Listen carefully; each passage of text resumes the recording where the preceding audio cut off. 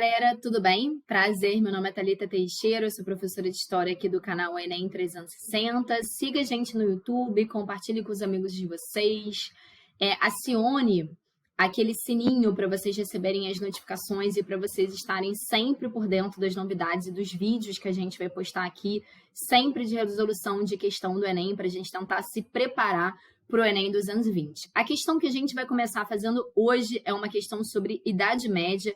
Idade Média é um assunto que cai bastante na prova do Enem, é cerca de 10% da prova de vocês. Essa questão especificamente é a questão 5 da prova azul do vestibular 2015, e ela fala o seguinte para a gente. A casa de Deus, que acreditam una, está, portanto, dividida em três. Uns oram, outros combatem, outros, enfim, trabalham. Essas três partes que coexistem não suportam ser separadas.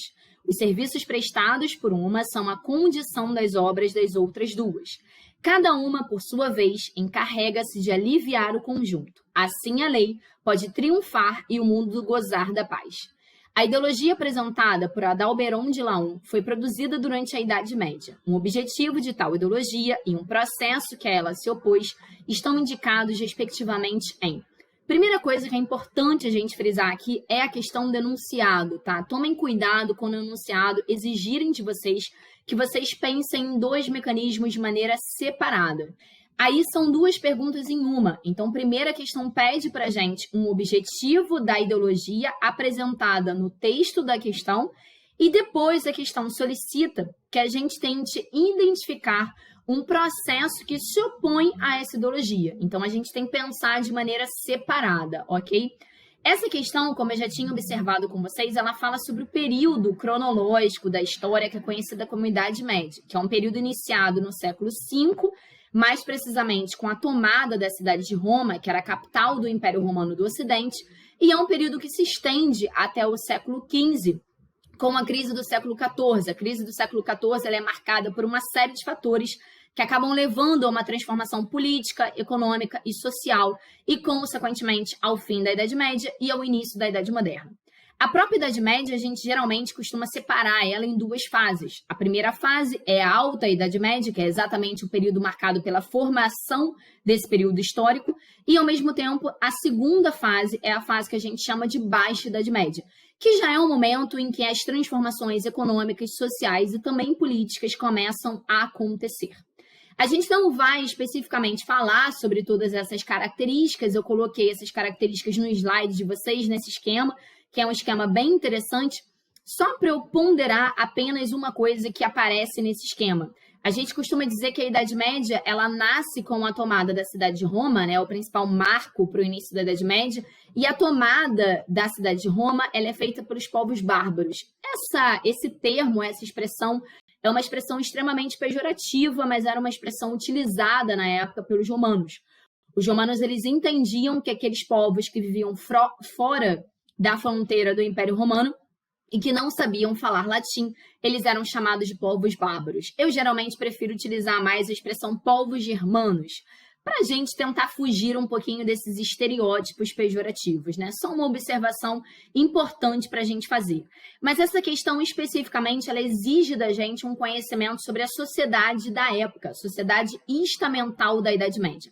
O que é uma sociedade estamental, gente? Primeira coisa que a gente tem que ter em mente é que a sociedade estamental, ela é uma sociedade desigual, porque ela é dividida em várias camadas, ela é dividida em vários estamentos.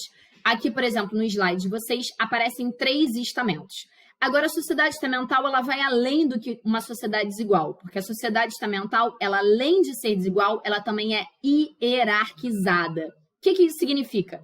Isso significa dizer que essa sociedade, a posição social dos indivíduos, ela é definida pelo nascimento. Ou seja, não tem como você mudar a posição dos indivíduos, né? Porque não tem como você ter um processo de ascensão social. A mobilidade social, nesse momento, ela é praticamente nula, ela é muito escassa. E ela é muito escassa exatamente porque o que define se você vai ocupar a base da pirâmide ou o topo da pirâmide é exatamente o nascimento, é exatamente a família a qual você faz parte. Essa pirâmide, na época, ela era dividida da seguinte maneira. No topo da pirâmide, a gente tinha o clero, ou seja, a gente tinha os membros da Igreja Católica. Por isso que a gente fala que quem estava acima da pirâmide eram aqueles que rezavam.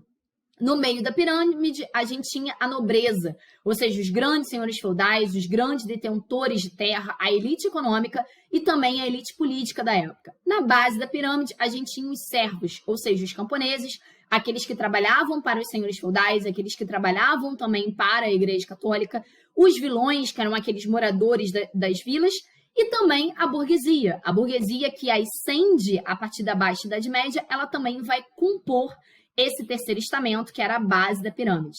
Voltando então para o nosso enunciado. O nosso enunciado foi o seguinte: um objetivo de tal ideologia, ou seja, a sociedade estamental, ela existia dessa maneira, e o que permitia que ela existisse dessa maneira? Naquele momento, uma das funções da Igreja Católica era dizer que essa sociedade era hierarquizada dessa maneira porque era uma vontade de Deus. Se é uma vontade de Deus, consequentemente, a população não vai questionar a própria vontade de Deus. Então, esse discurso auxiliava no processo de justificação da dominação estamental. Só que no final da Idade Média, ao longo do século XIV, a gente tem a emergência das grandes revoltas camponesas.